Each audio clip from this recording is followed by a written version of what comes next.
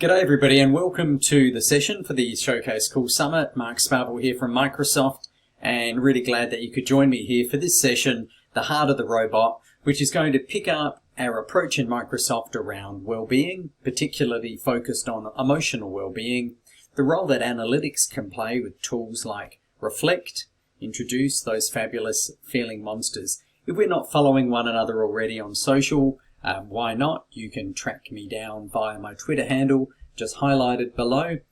I'm the founder and also the moderator of a group on Facebook, the Sell and Edu community. It's around about 14,300 people strong, just committed to sharing best practice and next practice around social and emotional learnings. Let's jump right into this topic. We're going to be talking about emotional intelligence, and by that I mean that ability to be able to recognize, to understand, accurately label, express, and ultimately to regulate our emotions, understand how they're affecting our thoughts and our behavior, and adjust those so that we're engaged in more helpful behaviors and we're less likely to be hijacked by our emotions. As Mark Brackett from Yale Center for Emotional Intelligence would say, you have to name it in order to be able to tame it. This is a capacity that can be learned through social and emotional learning. That's that process that you go through to develop the skills that will help make you both emotionally intelligent and also socially competent. Technology in this context, it can help and it can certainly hinder us, and we'll look at some of the ways that it can be best used to, if you like, to humanize learning rather than just to digitize the process. Behind every smiley face sticker, there's both a story and a science, and it's a little bit like the whole area of positive psychology. Both has stories and science sitting behind it. Harvey Ross Bowl was largely regarded to be the originator of the smiley face. He was an ad man who in 1963 developed the smiley face for a campaign for an insurance company. But it's the other side of the smiley face that's interesting. What makes it stick? You know, there's a science there. It's a chemical compound. Bottom line is, it's the science that makes it stick. And when it comes to approaches to develop social and emotional skills, it's those approaches which are grounded in science which make them also stick. So we often ask, how people are feeling as an emotion check-in, which we do either online if we're in a remote learning context or face-to-face or somewhere in between. And this is good for a number of reasons. Number one is it just signals to everybody that there is a priority being placed on how people are feeling. Number two, if you use an organizer like a mood meter or one of the other many kind of various tools that are used, it can help to develop an emotional vocabulary. And think about it. Kids learn around about 10,000 words a year, and out of those, a large part of them, 10%, are learnt through direct instruction, and the rest are learnt through use. So it really matters the language that we use within classrooms around emotions, because if you have to name it to tame it, then you've got to be able to develop the language to accurately label and express, and a mood meter can help.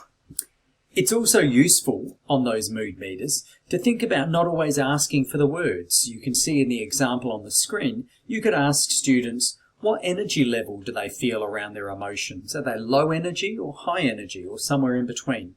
Or what about from pleasant to unpleasant? Whereabouts are you? It doesn't always have to jump straight to the word. You can also ask a question like, how do you want to feel? How do you want to feel at the end of this day? I want to feel energized. I want to feel satisfied. I want to feel proud. Okay, so if that's what you want to feel at the end of the day, what are some of the actions you might take during the day? When might you check in on how you're going? The aim of the game at the end of the day is that young people are able to recognize and identify emotions, that they can generate strategies to shift when they feel their emotions are being unhelpful to them, that they can shift from one emotional state to the other. Because emotion comes from the Latin word moto, literally means to be in motion, and emotion means to be in motion. They fluctuate, which is why it's important to have analytics so that young people can realize that emotions fluctuate in the course of an hour, in the course of a day. And sometimes we feel multiple emotions at once. And that's an important note too, that asking people how are you feeling can be quite a challenge, because I might be feeling like I am now, a little bit nervous, but I'm also feeling, a little bit motivated. So I've got two emotions running concurrently.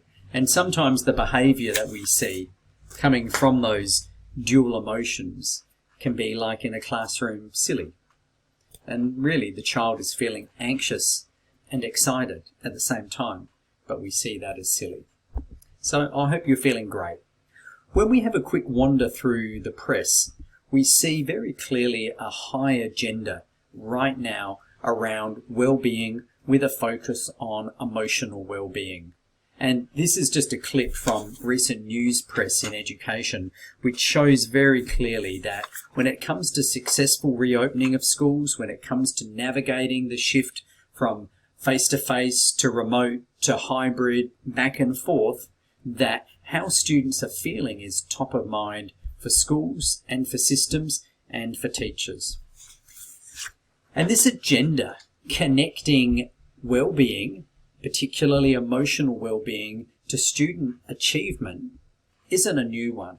So back in 2016, great paper published by the World Economic Forum, New Vision for Education, explored, using a meta-analysis, the promising role that technology could play in supporting an agenda around social and emotional learning. And it calls out a number of promising technologies, including the role of data analytics, immersive experiences like gameplay, collaborative environments as showing great promise. So that's from a number of years ago.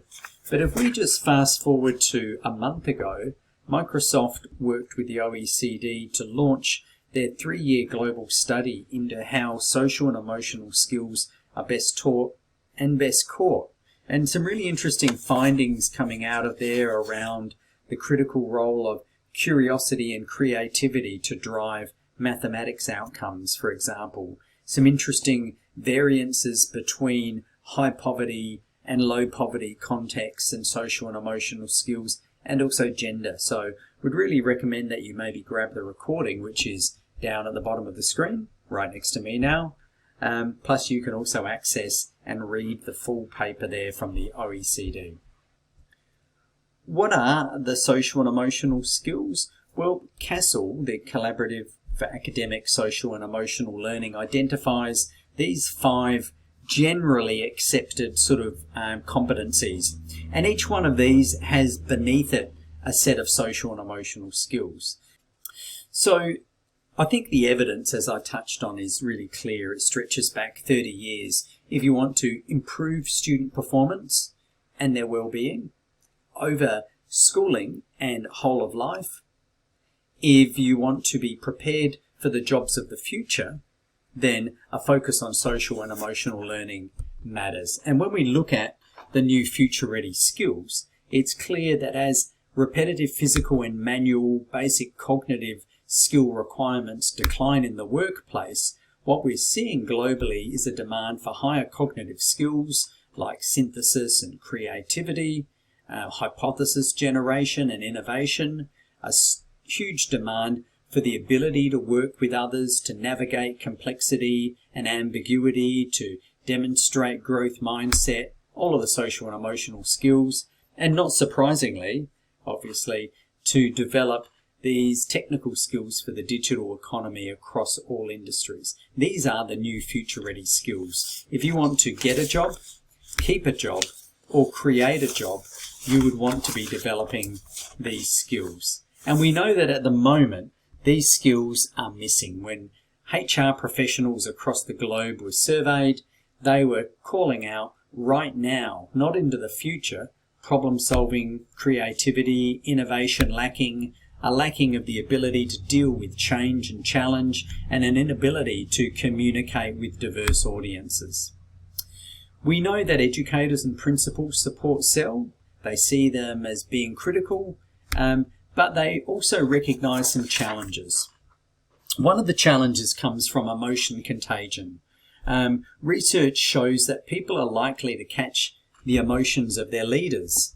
So whole school approaches which focus on the adults in the school environment, the leaders and the teachers developing their emotional intelligence, their social and emotional skills are most effective.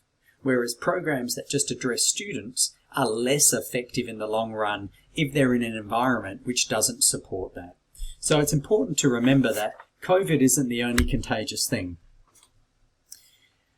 We've done some research which make available to you as the links. The class of COVID looked at what's happening under the hood of young people from the perspective of social anthropologists, developmental molecular biologists, psychologists, pediatricians. What is happening to young people's brains as they're engaging in life between the glass? Because we know that learning is a social process. Therefore, it's an emotional process. So what are the implications for young people as they've moved to remote learning and then back again? What is that disruption, that trauma and uncertainty doing to developing brains?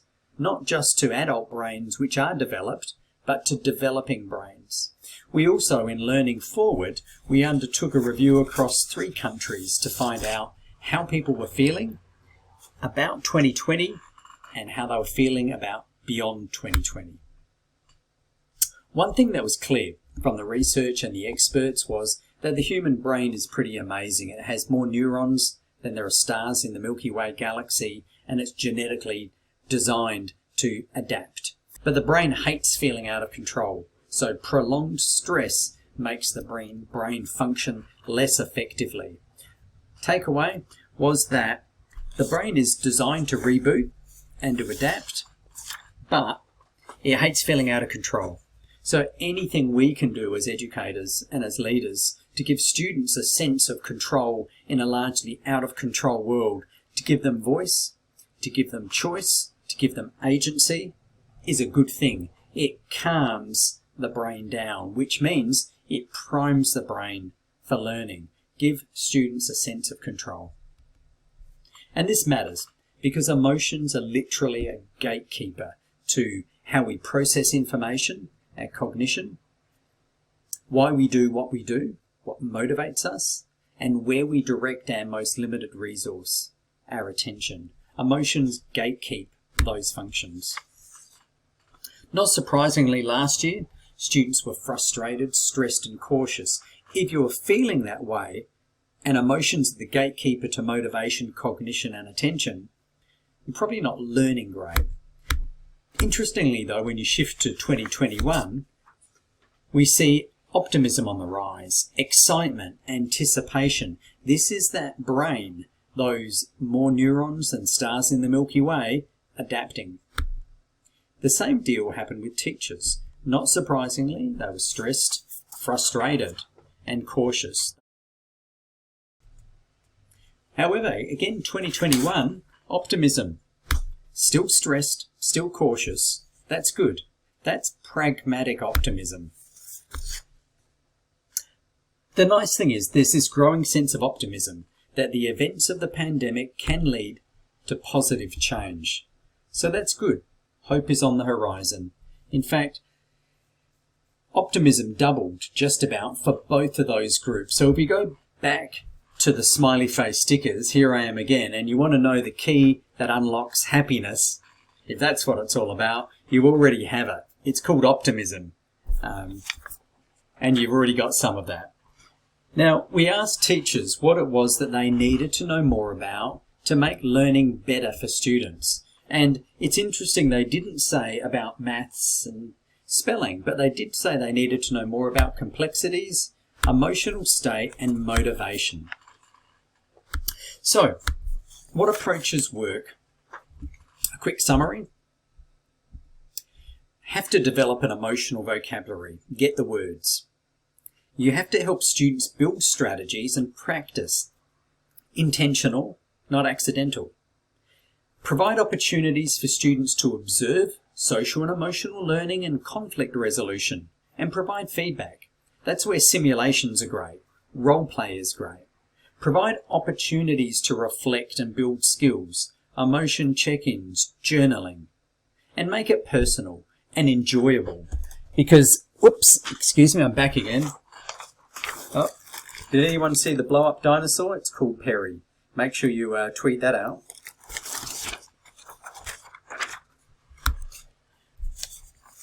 Here are some of the things I would do, straight up. Number one, all of the staff should get skilled up in emotional intelligence. And you could take a free course from Yale Center for Emotional Intelligence, free course for staff managing emotions in times of uncertainty and stress.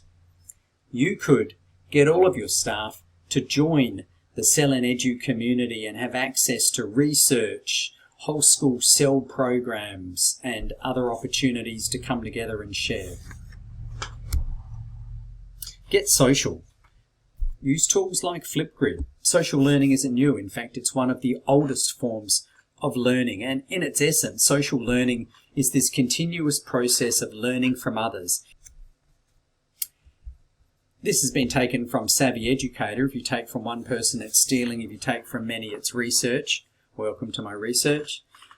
These are all of the ways that if you can think it, you can Flipgrid it. And you'll see lots of examples that fall into the social and emotional learning agenda sitting within each of these groups.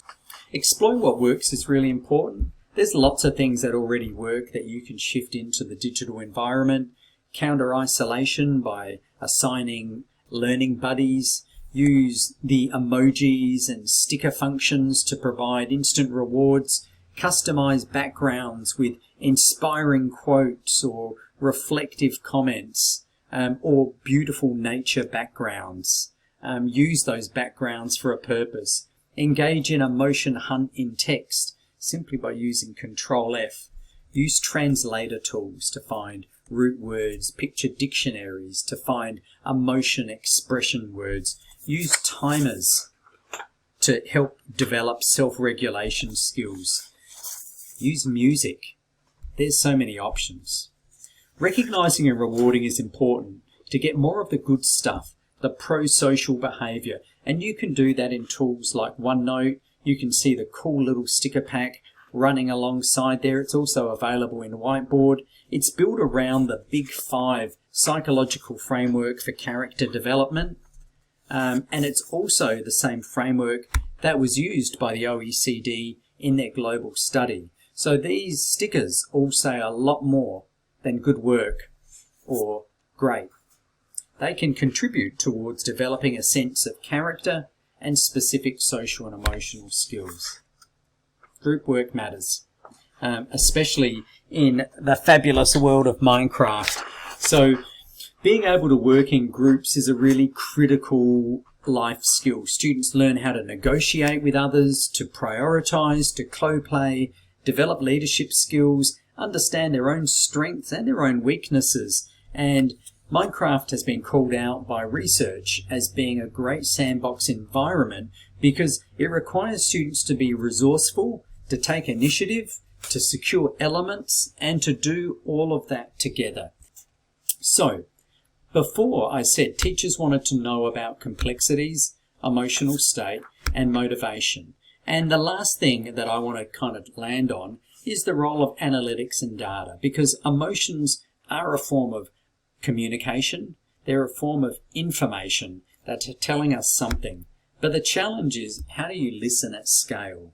So using teams itself means collaborating. It's a skill of its own, collaboration. It requires self-awareness. It requires self-regulation in order to collaborate. It's a complex thing in itself.